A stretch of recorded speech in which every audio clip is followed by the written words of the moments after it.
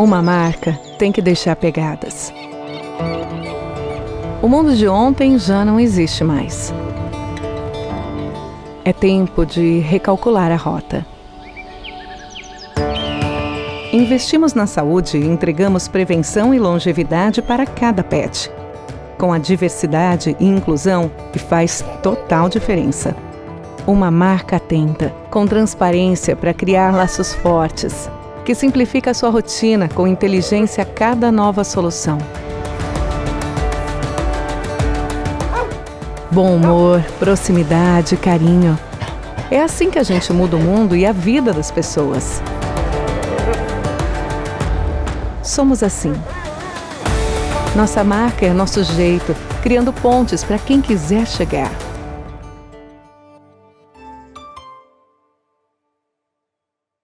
Olá, boa noite a todos. Me chamo João Calef, sou médico veterinário, coordenador técnico comercial da Biovet, e é com grande satisfação que iniciamos o nosso bate-papo hoje acerca de vermifugação.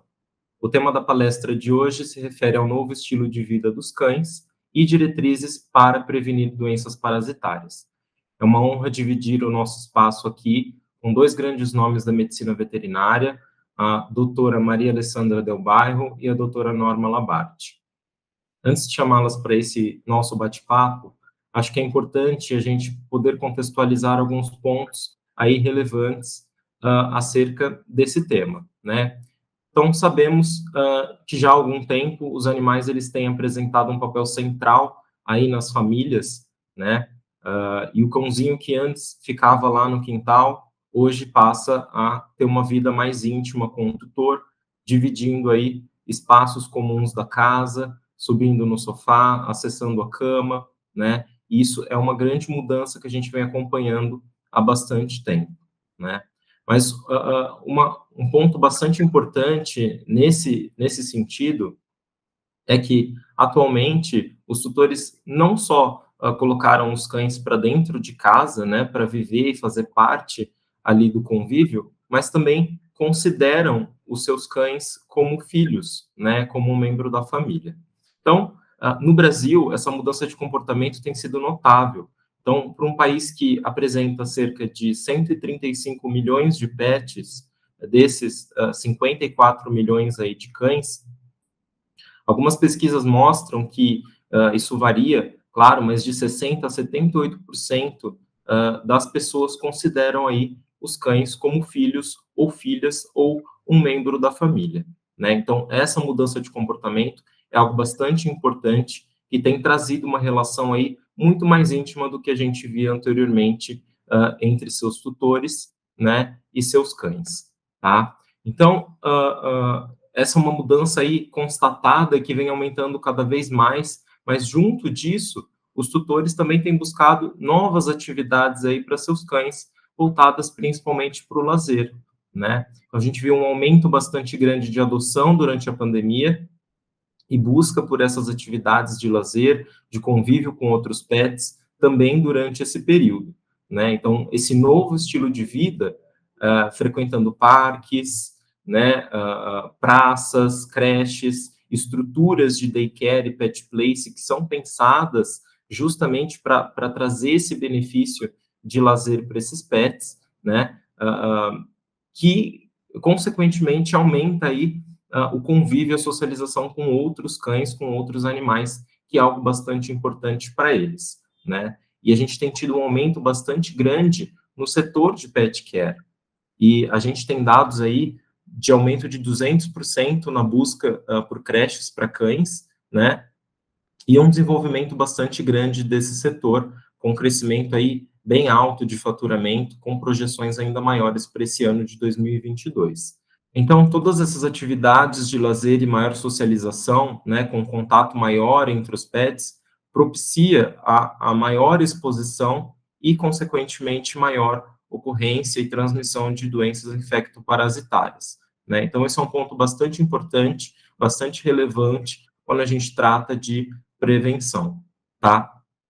E, além disso, né, a gente tem visto aí cada vez mais, ainda nesse mesmo sentido, nessa mesma atuação dos tutores em considerar os seus pets parte da família, levar esses animais para viagens, né? Então, o acompanhamento do pet no tutor nas suas atividades de lazer e também em viagens, né? E, independentemente do local, sejam em áreas urbanas, sejam em regiões de litoral ou em regiões rurais, a gente tem uma migração, né, uma circulação desses animais em diferentes regiões.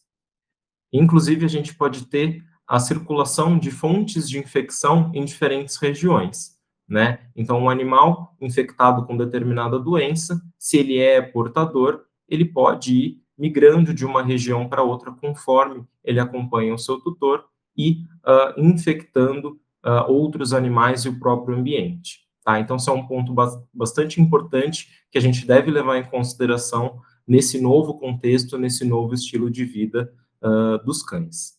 A gente também precisa lembrar da saúde pública, né? Então, o médico veterinário tem um papel bastante importante nesse sentido, porque a maior parte das doenças parasitárias, elas podem apresentar potencial zoonótico, né? Isso é bastante importante, principalmente para crianças que não têm o mesmo discernimento que nós, adultos, em relação à higiene, né? No momento, por exemplo, que leva a mão na boca, né? Ou tem contato mais íntimo com esses animais. Então, é bastante importante conhecer o ciclo parasitário, né, dessas doenças e eles estão basicamente divididos aí entre hematóides, cestoides, nematóides intestinais e não intestinais, né? Acho importante aí ressaltar que a gente tem uma grande quantidade, né, principalmente em relação à prevalência desses parasitos relacionados aí aos nematóides intestinais, né, que apresentam aí grande importância dentro da medicina veterinária. E nesse contexto, gostaria de chamar a Malê, então, para conversar um pouquinho com a gente e nos responder qual que é a importância das verminoses e do médico veterinário como um pilar aí da saúde animal nessa nova onda de socialização e autoexposição a esses parasitas. Olá, João, amigos do VetSmart, querida Norma, um prazer estar aqui com vocês. Bom, essa é uma pergunta muito importante, né? Porque o médico veterinário, eu acho que ele emborca uma fatia bem grande desse contexto de saúde pública, daquilo que a gente chama de One Health, né? Da saúde única, que a gente pega o ambiente, os animais e o homem. Então, eu acho que a gente tem um papel fundamental na saúde humana. Então, no controle das zoonoses, no que nos diz respeito, que é o controle da saúde animal, principalmente nessas doenças que podem ser transmitidas dos animais para o indivíduo humano. Então, cabe a nós fazer a parte preventiva e a parte curativa dos nossos pacientes. Então, nós temos que diagnosticar os pacientes que são portadores desses agentes e cabe a nós fazer o tratamento desses indivíduos. E nem sempre esses indivíduos são indivíduos que apresentam manifestações clínicas, né? Nós temos muitos pacientes que são assintomáticos. Então, talvez, muitas vezes, a gente tenha que fazer o diagnóstico em indivíduos não doentes também. Então, entra a medicina diagnóstica e a medicina curativa.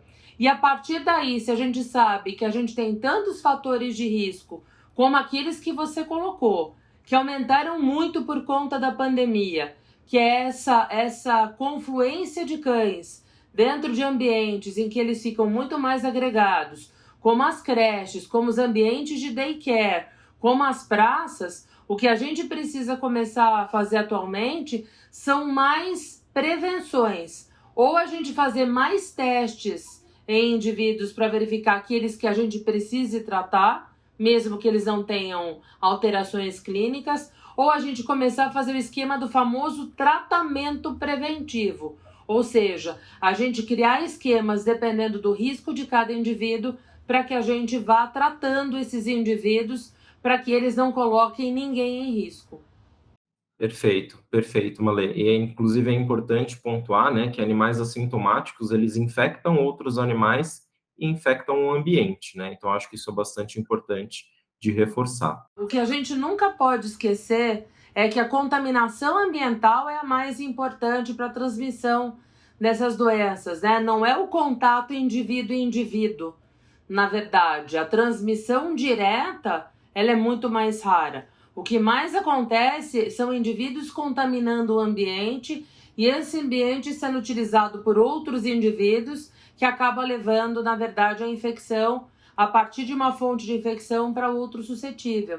Então, na verdade, a contaminação ambiental por indivíduos assintomáticos, a maior parte das vezes, é que acaba fazendo com que haja transmissão, tanto de animal para animal, quanto de animal para indivíduo humano.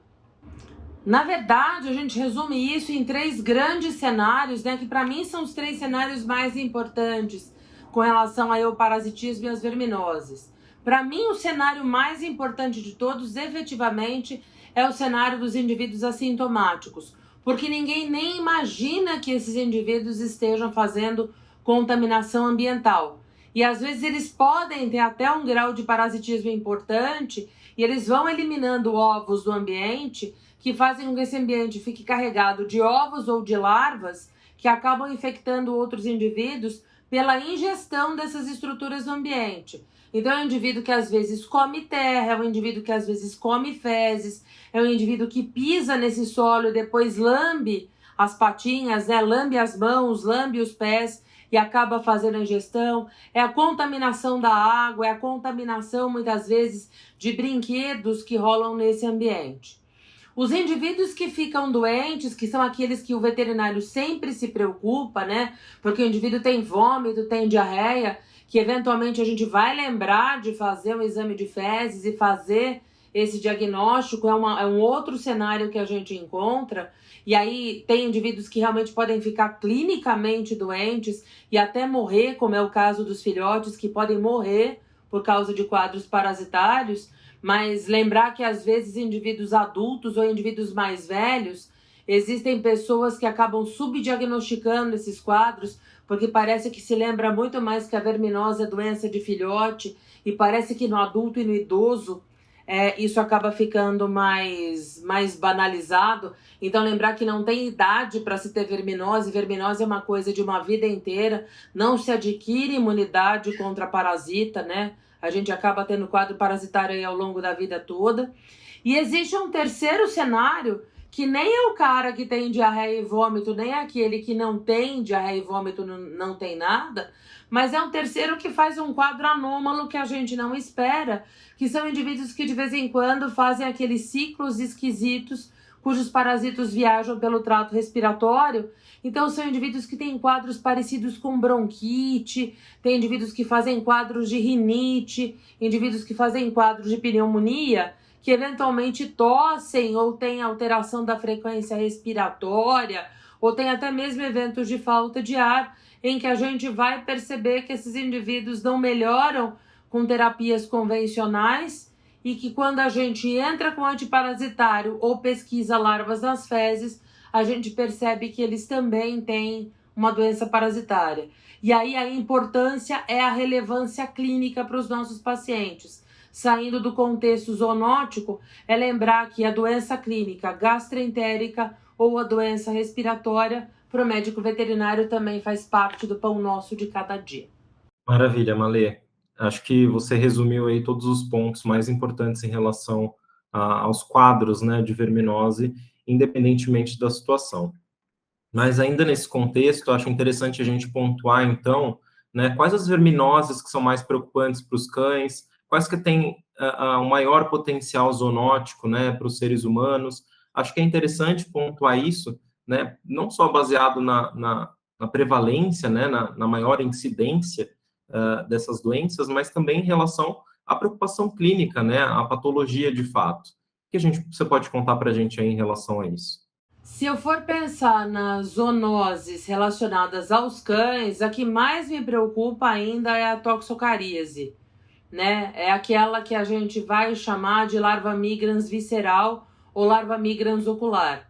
Então, é um verme parente do verme que a gente chama de lombriga no humano, são vermes bem grandes, mas que eventualmente eles podem fazer migrações erráticas. Então, eles podem parar em vísceras, né? Então, no fígado, no cérebro, nos pulmões, podem parar no globo ocular, atualmente chamado de bulbo ocular, e podem causar, então, alterações esquisitas em outras estruturas, até mesmo miosite, até mesmo na musculatura isso pode acontecer. E eventualmente tem indivíduos que podem ter febre, eles podem ter doenças eosinofílicas, eles podem apresentar reações de hipersensibilidade, eventualmente hepatite, eventualmente eles podem ter cefaleia, sinais de meningite, alterações visuais. Então, uma miríade de manifestações clínicas, dependendo de onde esses parasitas parem.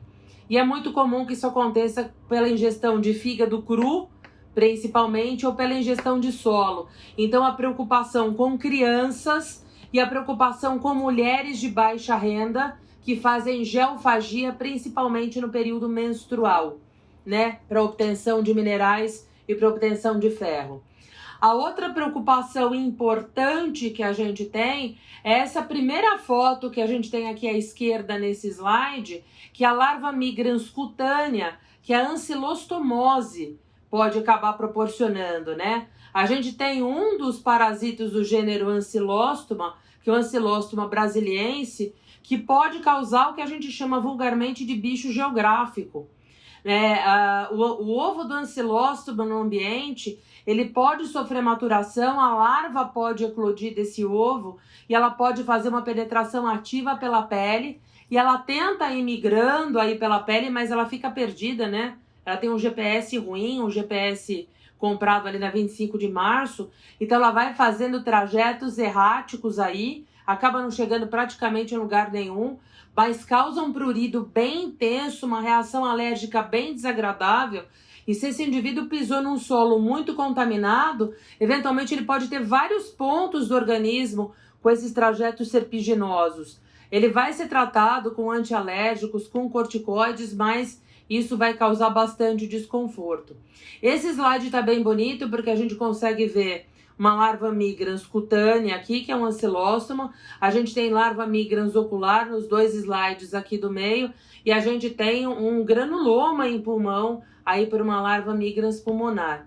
A gente ainda pode lembrar que a gente pode ter problema, principalmente na região sul do país, com equinococos, que é um verme da família das tênias, né? Ele é um cestoide, é um verme segmentado, que faz um ciclo do cão normalmente com os ovinos, né? Então, normalmente você tem os cães de pastoreio que acabam fazendo eliminação dos vermes e a gente tem o ovino tendo verme no intestino, né? Muitas vezes fazendo ciclo com o cão, da mesma forma como o bovino e o suíno fariam aí com as tênias. Então, a gente tem os indivíduos fazendo o verme inteiro, muitas vezes o cão fazendo o verme inteiro no intestino, eliminando proglotes desse verme, o ovino ingerindo muitas vezes ovos desse parasita, fazendo a formação de outros parasitas, ingerindo as proglotes, fazendo parasita muitas vezes, e o humano ingerindo ovos desse parasita e fazendo aquela larva esquisita, como se fosse um cisticerco, né? Só que a larva do Echinococcus é um negócio horroroso, é uma larva gigantesca que pode ficar do tamanho de um feto humano, muitas vezes. A gente tem a dipilidose, que a gente não dá muita bola, acha que é só um vermezinho que libera proglotes pelo ânus do cachorro e que faz ele esfregar o bumbum no chão, mas que quando crianças ingerem aí as larvas das pulgas, muitas vezes, e as fezes, aí eles também podem acabar desenvolvendo dipilídeo no intestino, que causa uma diarreia com bastante cólica em crianças. E a gente esquece muitas vezes da giardia.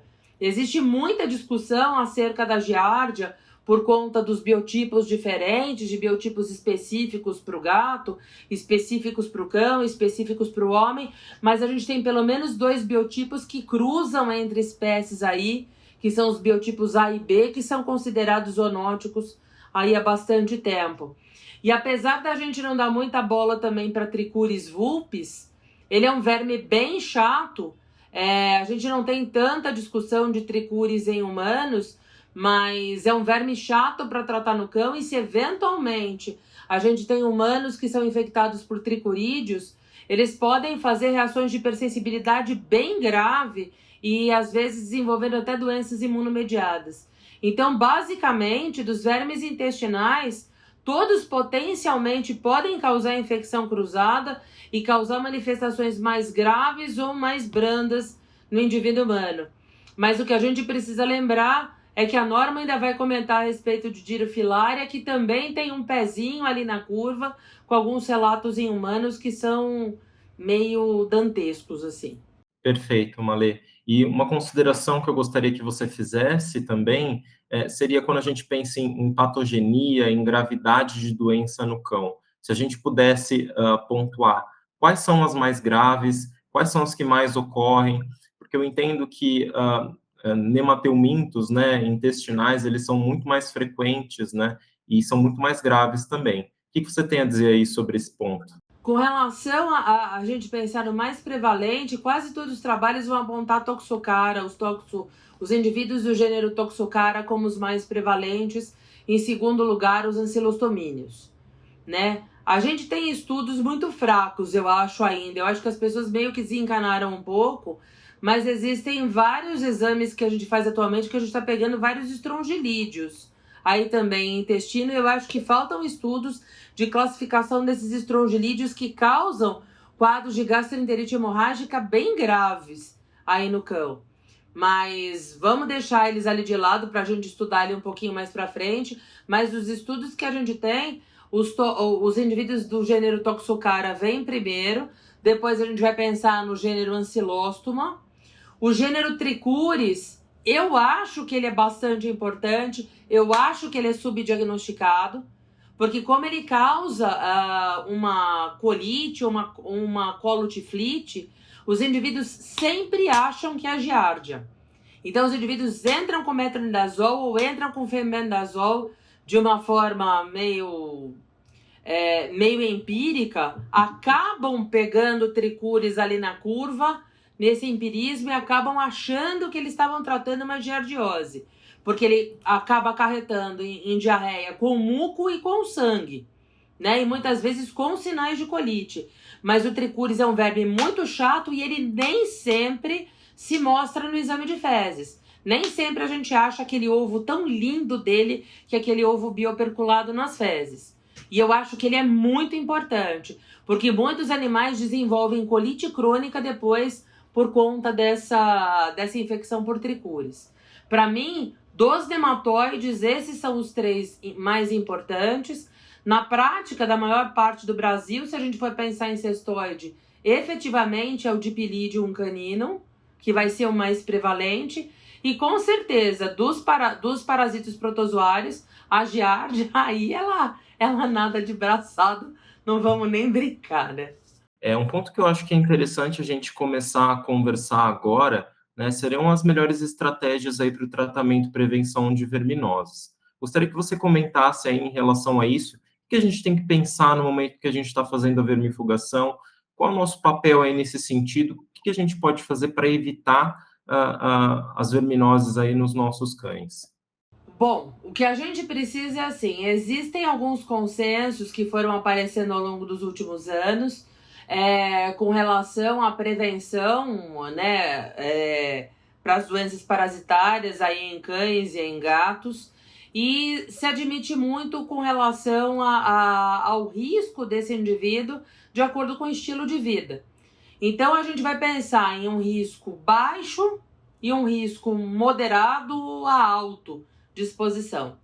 Quando a gente pensa no indivíduo que tem um risco médio abaixo, ou seja, aquele indivíduo que pode ter um contato ocasional com o ambiente contaminado ou não ter risco, ou ter um risco eventual, a gente pensa naquele indivíduo que mora num ambiente muito bem controlado, que eventualmente ele possa ter acesso a um ambiente que seja um ambiente contaminado, como um parque, como uma praça. Se de vez em quando ele é deixado num hotelzinho, de vez em quando ele vai para um daycare, de vez em quando ele vai para uma creche.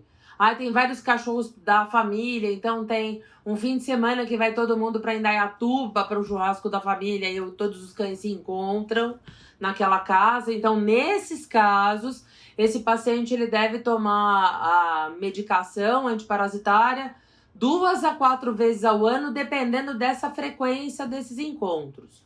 Ah, Malê, ele não tem encontro nenhum, é um animal tipo Michael Jackson. Ele vive em casa, dorme numa câmara hiperbárica, não tem contato com ninguém.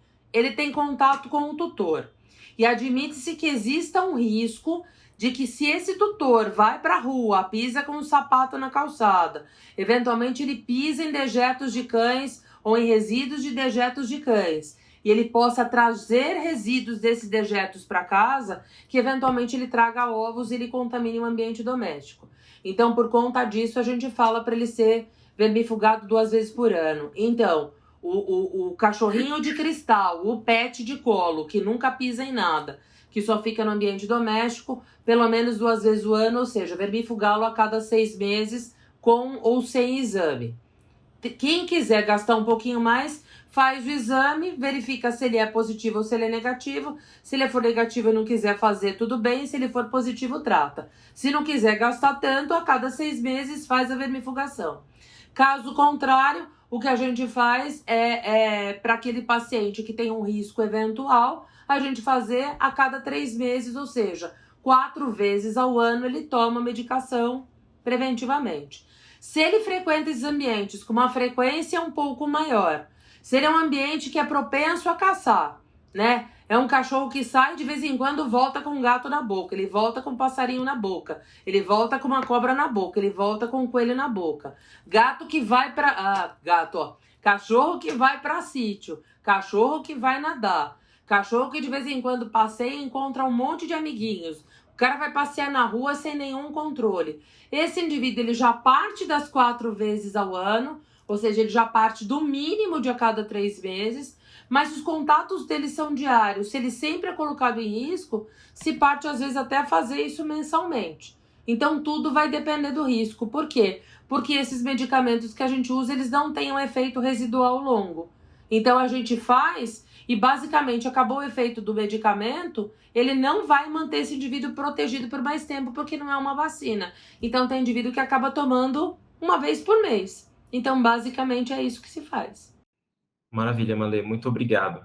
Agora eu gostaria de chamar a doutora Norma Labart, né, uma grande referência aí também em parasitologia, para comentar um pouquinho aí acerca da dirofilariose canina. É uma doença importante, é uma doença grave. O que a gente pode conversar aí? Quais são os pontos importantes e atualizações aí acerca dessa doença no Brasil, professora? João, um prazer estar aqui. Malê, sempre dividir essas conversas contigo é um prazer. E olá todo mundo que está aqui nos ouvindo agora. 2 pontos nós precisamos considerar fortemente. O João já chamou atenção para a mudança do comportamento, né, das pessoas em relação aos seus animais. Claro que nos centros urbanos isso é muito mais forte e frequente. Nos lugares mais rurais a gente não vê tanto, mas os animais, principalmente os cães hoje, têm acesso direto às casas, ao ambiente interno, né? Quando não tem acesso à cama, ao sofá, participam muitas vezes das refeições, algumas vezes do chão, outras vezes tem o seu lugar à mesa posto, enfim. Hoje nós temos realmente os cães como parte da família, isso é indiscutível. Outra coisa muito importante que nós não podemos deixar de considerar, principalmente pensando em parasitos, é o aquecimento global. São as alterações climáticas globais que nós estamos vivendo. Principalmente o Brasil, que vem destruindo matas, que vem destruindo muita área de conservação permanente, que estão deixando de ser área de conservação. Isso gera mudança na temperatura, isso gera mudança no ritmo de chuvas. Então, a gente vai ver uma alteração grande e que muito provavelmente favorecerá tudo o que for transmitido por artrópodes, parasitos em geral e tudo o que é transmitido por artrópode, o que bota a filária num ponto bastante especial. Quanto alteração climática global nós tivermos, mais dirofilária nós vamos ter. E o Brasil não é diferente do resto do mundo. Mais dirofilariose canina espalhada. O João preparou esse mapa, que ficou super bonitinho. Vocês podem ver que o Brasil hoje tem relatos de cães portadores de dirofilária por todos os cantos. Não é segredo para ninguém que Rio de Janeiro, Pernambuco, Pará são riquíssimos em dirofilária, né? Muitos dos trabalhos que nós temos no Brasil vêm de Pernambuco e do estado do Rio de Janeiro. Pará também, principalmente naquela área nordeste, talvez, do Pará, mais para leste um pouquinho do Pará, lá na costa, em que eles têm pequenas ilhas que são maravilhas para filária. No passado, nós tínhamos a ideia de que dirofilária era um parasito da costa, né, da costa oceânica. Hoje nós temos certeza de que ele é mais frequente na costa oceânica, mas ele não é exclusividade da costa oceânica. Não é mesmo, ele não é em lugar nenhum do mundo e ele não é no Brasil também.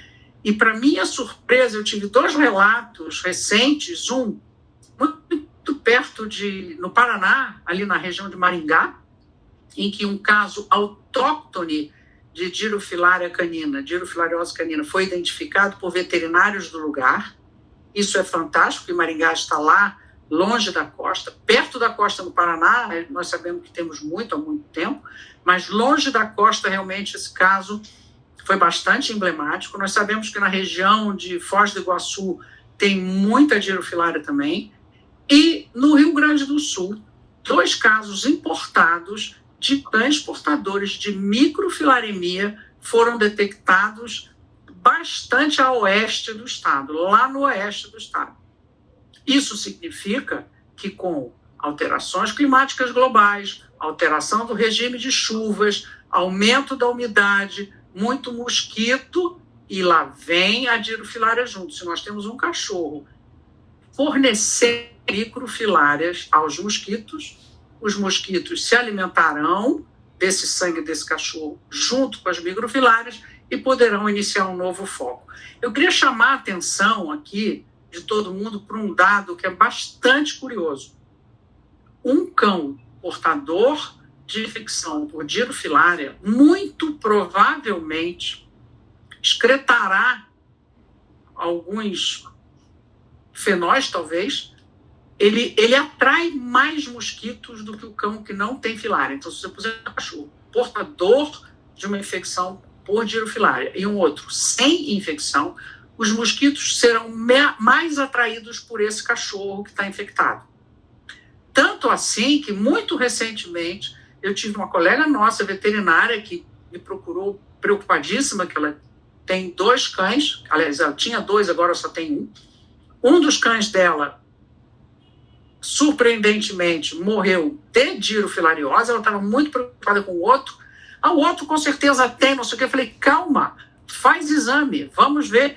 E, para surpresa dela, o outro cão não tinha dirofilária. Ela fez todos os exames que alguém pode fazer e o segundo cão não era portador de infecção por dirofilária. Então, o cão portador de dirofilária, ele atrai muito mais mosquitos do que o cão que não é portador de dirofilária.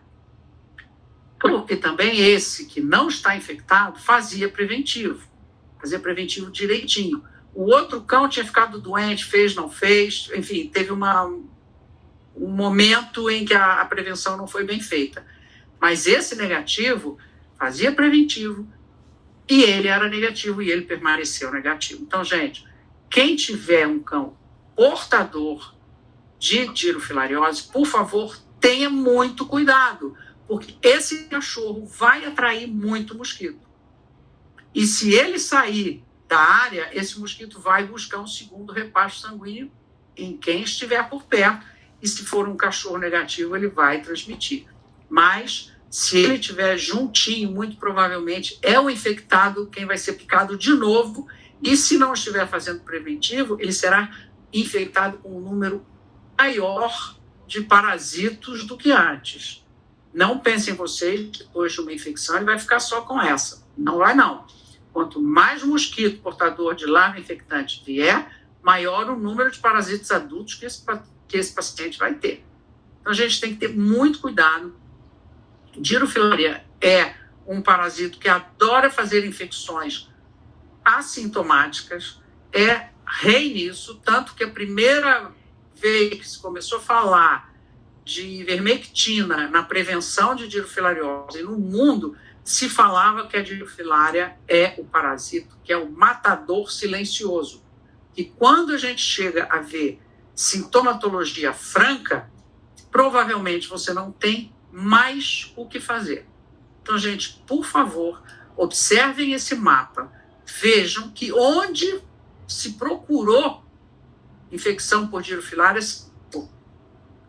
os pontos em cinza são pontos em que ninguém procurou verdadeiramente por infecções.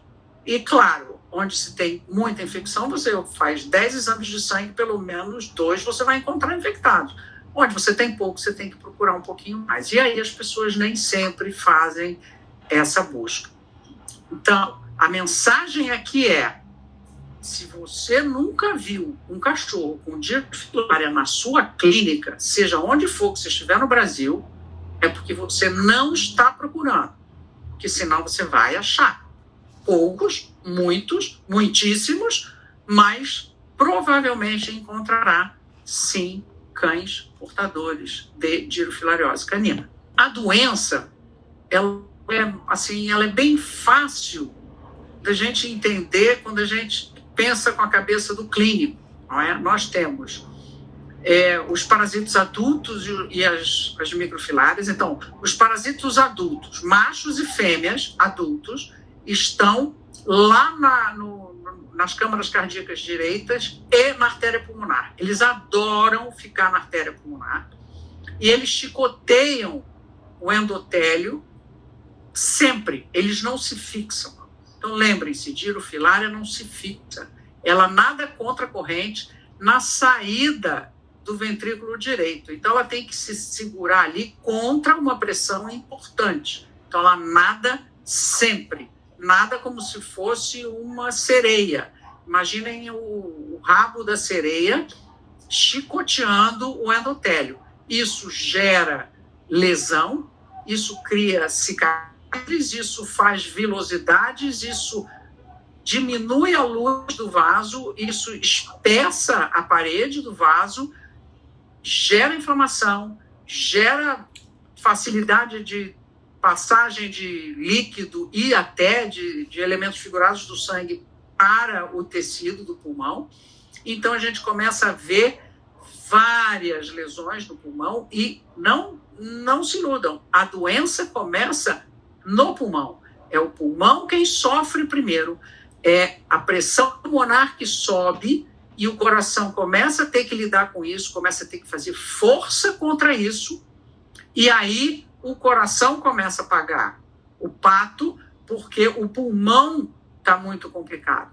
E no meio disso tudo, as plaquetas enlouquecem, as plaquetas começam a coagular por todos os cantos, porque elas ficam super excitadas, e a gente começa a ter, para completar tudo, trombose. E quando a trombose é pulmonar, geralmente salvar o cachorro é muito difícil. Então, a morte de um cão com dirofilariose geralmente se dá ou por coagulação intravascular disseminada ou por trombose pulmonar, e geralmente na artéria, no tronco principal da artéria pulmonar. E aí, às vezes a gente encontra até trombo já começando a recanalizar. O paciente faz de tudo para sobreviver àquela agressão, mas quando chega nesse ponto é muito difícil reverter. Então aí muitas vezes a gente tem que fazer, só resta a cirurgia. E muitas vezes, quando já tem trombo, nem a cirurgia resolve. Então, gente, se todas as parasitoses, o melhor que se pode fazer é prevenção, dirofilariose, mais ainda tem que fazer prevenção de verdade, consciente. É papel do médico veterinário informar as famílias dos cães que, se não fizer preventivo contra a dirofilária, ele pode sim se infectar por dirofilária.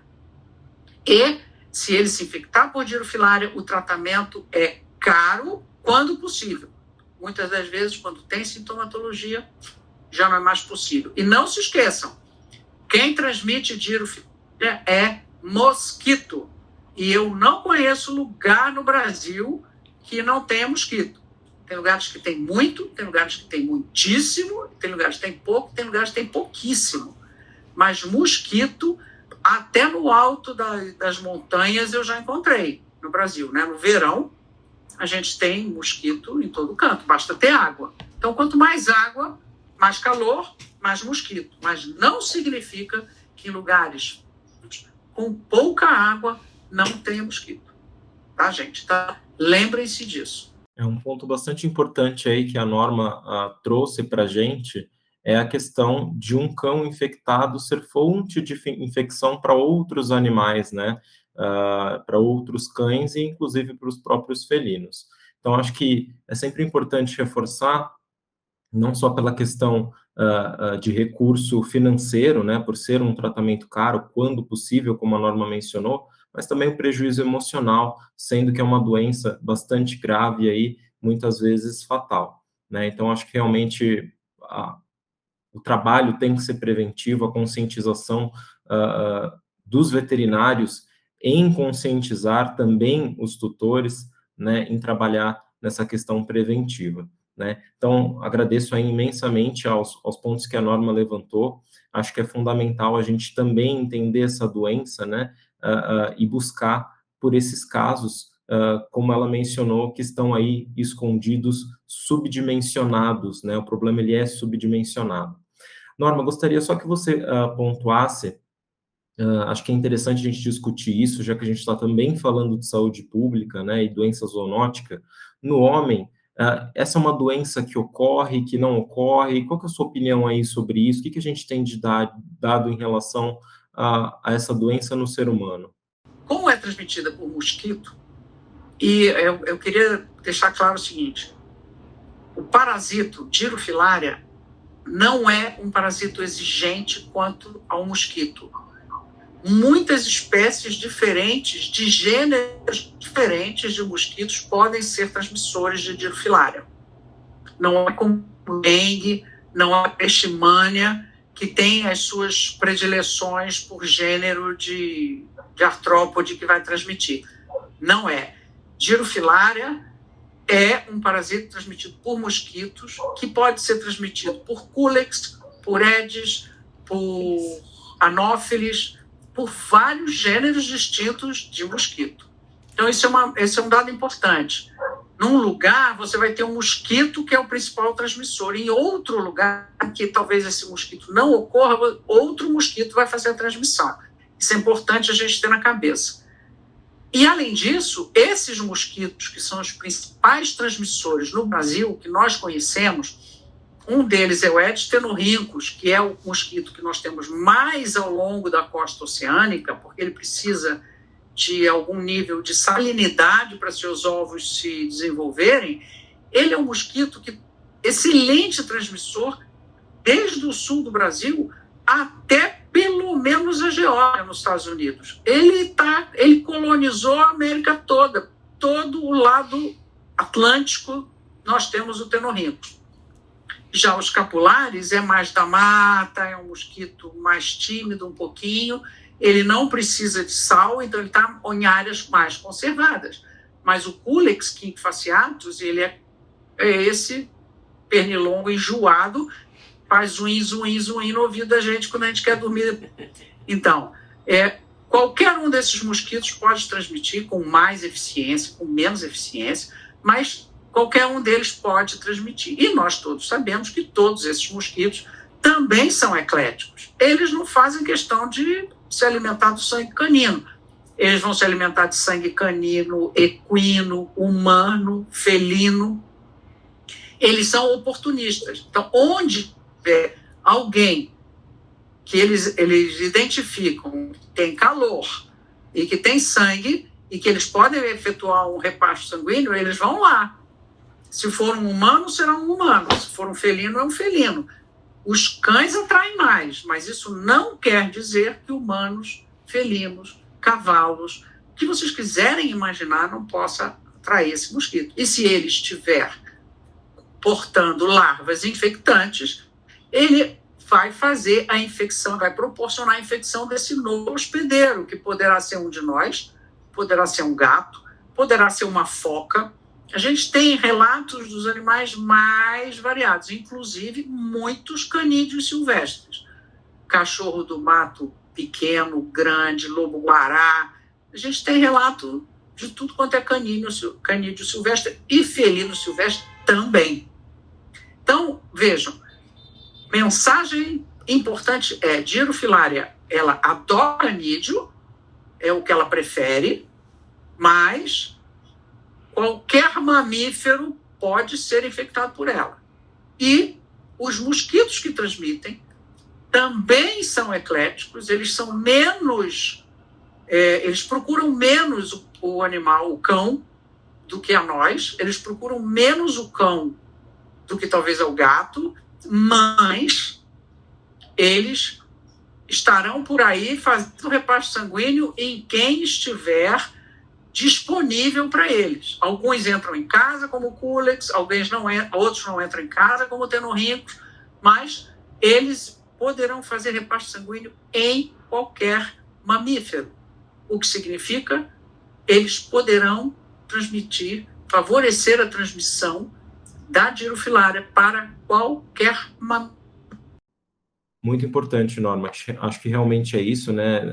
Ter consciência que também nós, seres humanos, temos possibilidade de infecção. Claro que não da mesma forma que os cães, né? Mas bastante importante a gente ter consciência e nós, como veterinários, conscientizarmos aí em fazer a nossa lição de casa em relação a essa doença também e todas as outras verminosas, né? Todas as outras parasitoses. Nesse ponto, eu acho que é interessante a gente trabalhar também algumas informações relacionadas ao tratamento, ao controle de parasitos internos, mas pensando mais na parte farmacológica, né? Quais as bases, o que a gente pode trabalhar em relação a isso, porque a gente tem uma série de formulações no mercado, né? Então, gostaria de saber, perguntar aí para a Malê, quais são os diferenciais, né, frente à combinação de bases farmacêuticas que a gente tem aí disponível, e principalmente quando associadas à ivermectina em sua formulação? Bom, eu acho que a gente tem um ganho muito grande quando a gente associa a ivermectina, pelo fato de que a gente amplia o intervalo de fazer repetição entre as administrações, né? Antigamente, quando a gente brincava com a administração exclusiva de bases como Febantel, Pirantel, só a gente fazia administração, tinha que aguardar 14 dias e fazer uma segunda administração. A ivermectina, ela permite que a gente faça essa administração, se eu tiver que fazer secundariamente, 30 dias depois, porque ela permite que eu tenha um período prolongado desse efeito. Existe um sinergismo farmacológico aí um pouco maior, essa meia-vida acaba ficando um pouco mais longa. Então, muitas vezes a gente não teria, teoricamente, a necessidade da repetição se a gente fosse pensar no ciclo de vida parasitário, né? Se a gente fosse pensar no ciclo biológico dos parasitas, em que eu tenho a transformação de uma forma de ovo para um indivíduo que ainda não se reproduz sexualmente, que seria um período de 2 semanas. Então, isso facilita bastante com que a gente consiga minimizar a carga parasitária desse indivíduo com uma menor taxa de administração de medicamento. E, por outro lado, favorece aqueles indivíduos que talvez tenham que fazer aquelas administrações mais sequenciadas ao longo do ano também, se a gente está colocando aqueles indivíduos que têm maior risco. Eu estou falando que eles vão ter que passar por vermifugações, talvez 12 vermifugações por ano. Se eu tenho um produto que tenha uma meia-vida mais longa, eu consigo, inclusive, fazer com que esse indivíduo possa fazer administrações mensais de uma forma programada para que ele fique, para que ele tenha um efeito preventivo aí um pouco melhor. A gente também precisa lembrar que a ivermectina ela entra como uma base para outras situações que não só os parasitas intestinais, né? Ela acaba sendo utilizada muitas vezes também para controle de ectoparasitas. Muitas vezes o indivíduo ele tem carrapatos, muitas vezes ele tem até mesmo pulgas, que no momento em que ele toma a ivermectina, ectoparasitas eles acabam caindo fora, acaba tendo um efeito muitas vezes preventivo, até mesmo para a própria dirofilariose. Então a gente acaba fazendo associação de produtos que acabam tendo outros efeitos que não só para os vermes que acabam causando transtorno gastrointestinal. Particularmente para minha alçada, eu vou dizer uma coisa que eu acho que é muito importante. Quando se começou a fazer essas associações, eu não sei o quanto as pessoas me conhecem dentro da prática veterinária, mas eu sou uma veterinária muito prática, na verdade. Eu estudo muito a teoria, mas eu executo muito a prática. Então, eu sou aquela que, de vez em quando, o laboratório está lotado, eu sou aquela que faz o exame de fezes do paciente e, quando eu faço o tratamento, eu refaço esse exame de fezes. E em várias situações eu trabalhei, eu não tinha alguém que fizesse esses exames, então eu vou ao laboratório, a Norma tá aí como testemunha, muitas vezes eu mandei umas fotinhos esquisitas para ela, do tipo, amiga, fala pra mim o que é isso que tá aqui, que eu não faço a menor ideia. E a Norma falou pra mim, isso não é minhoca não, né? Isso é artefato. Então, beleza, então eu vou lá e olho. E eu acho que quando a ivermectina entra junto dessas formulações, a gente tem um efeito que é muito bacana. As outras associações normalmente não têm efeito ovicida. E quando a ivermectina ela entra, a gente tem o efeito ovicida.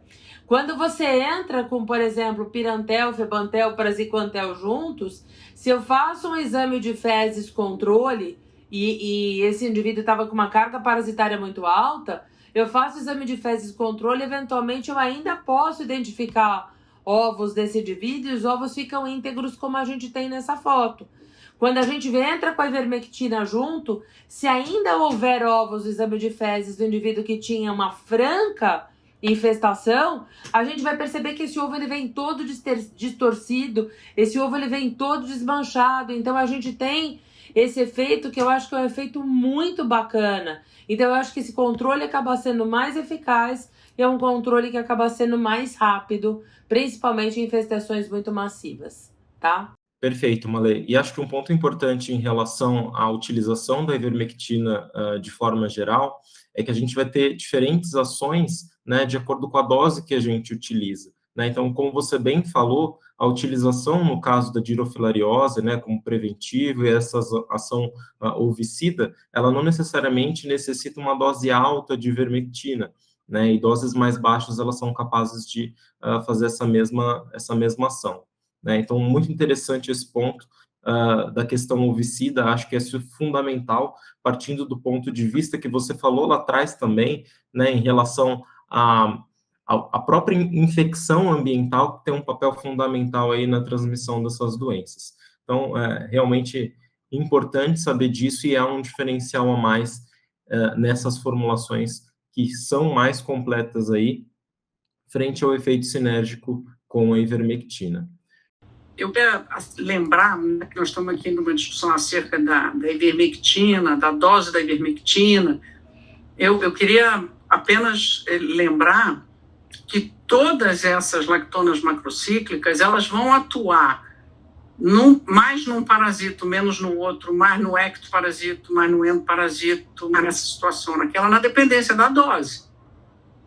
Nós sabemos disso. E também, na dependência, todas as lactonas macrocíclicas, na dependência das associações.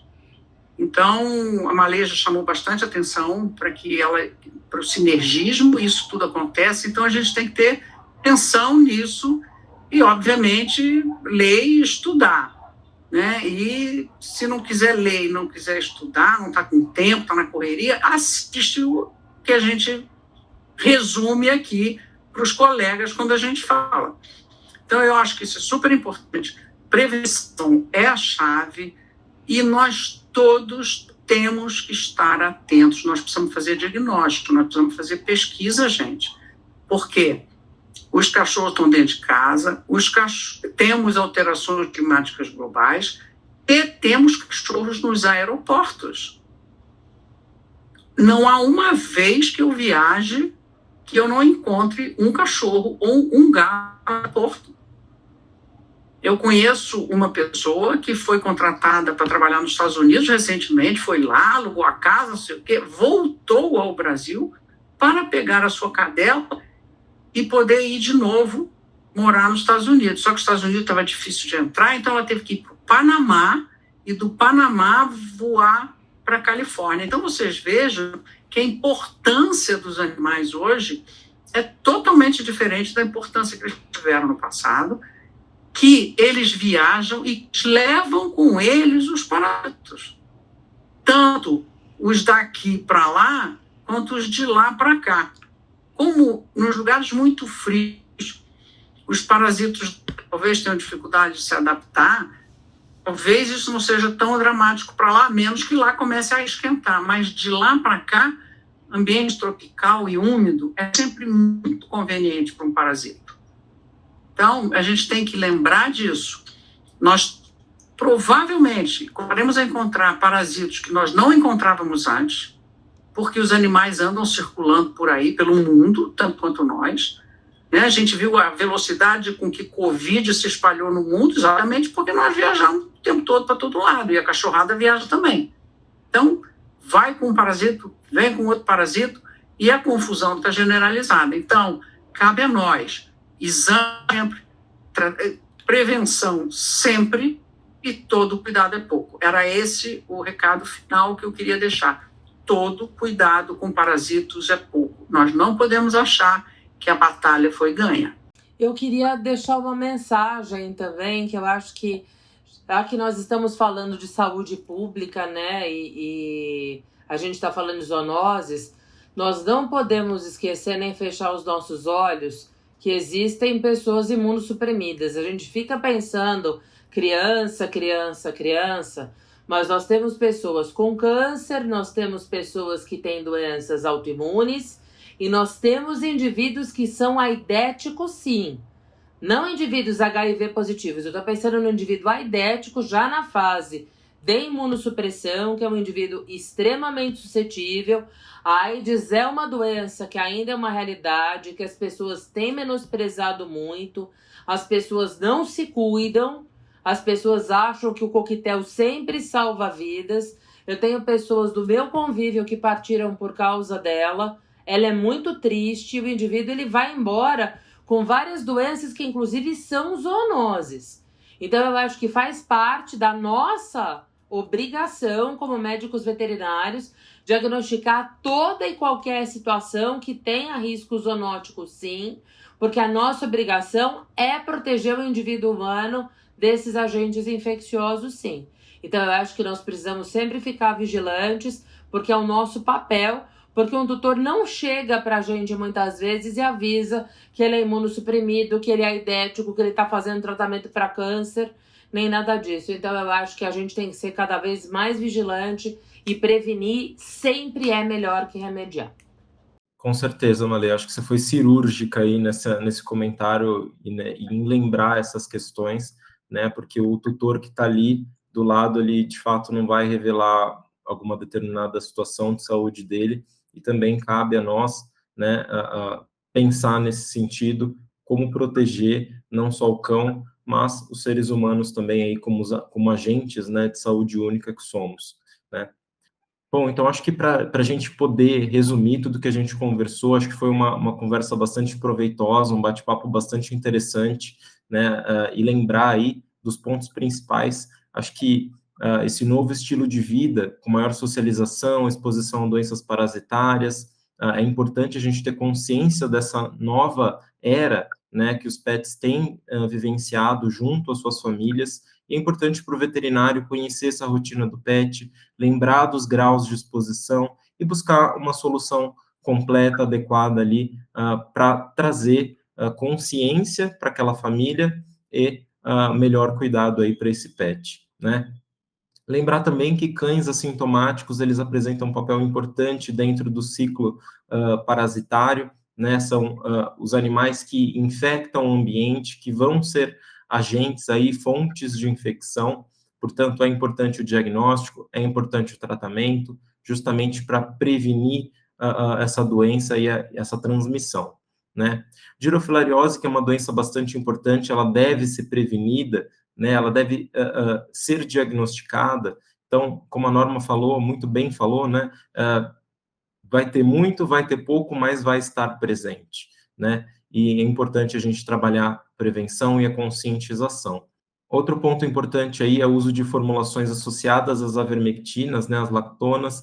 Então, como a Norma e a Malê bem disseram, elas trazem benefícios em relação à sua utilização, né? Claro que depende da dose para atingir um ou outro parasita, para ter um ou outro benefício, né? E médicos veterinários, eles são importantes, são agentes centrais, fundamentais para disseminar informação, conhecimento, conscientizar pessoas e prevenir doenças, né? A gente acompanha aí medicina humana e a medicina veterinária deve caminhar para o mesmo sentido, que é a medicina preventiva, né? A prescrição e o acompanhamento dos pacientes, né? Conhecer e entender as particularidades daquele animal é fundamental para a gente ter um melhor controle e, assim, promover mais saúde, longevidade e bem-estar aos nossos cães, a todos os pets que eles merecem.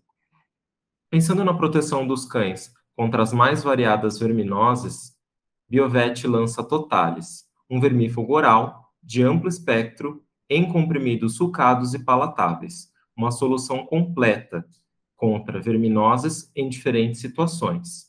Composto por pirantel, febantel, praziquantel e ivermectina, temos 3 apresentações, mini, médium e maxi, contemplando todos os portes de cães e seguro para todas as raças.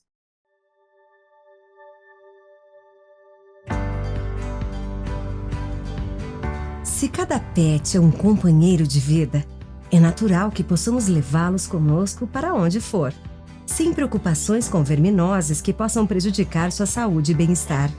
E para todos aqueles que gostam de passear com seus cães livremente, seja na praia, no parque, na fazenda, na rua ou em qualquer lugar, desenvolvemos a melhor solução em vermifugação do mercado, com proteção total contra as verminoses.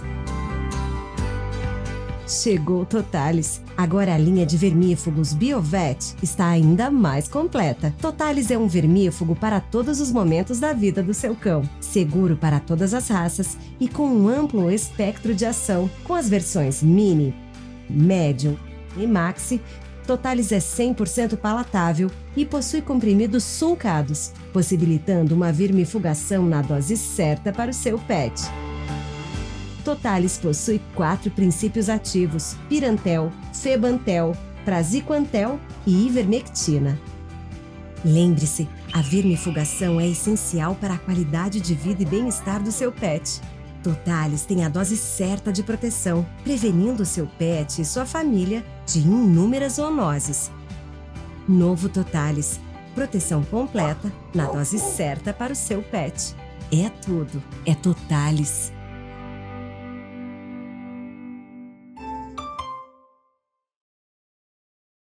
Gostaria de agradecer imensamente a participação da professora Norma Labarte e da professora Maria Alessandra Del Bairro, que são aí nomes importantes dentro da medicina veterinária. Foi um grande prazer aí dividir essa conversa com vocês.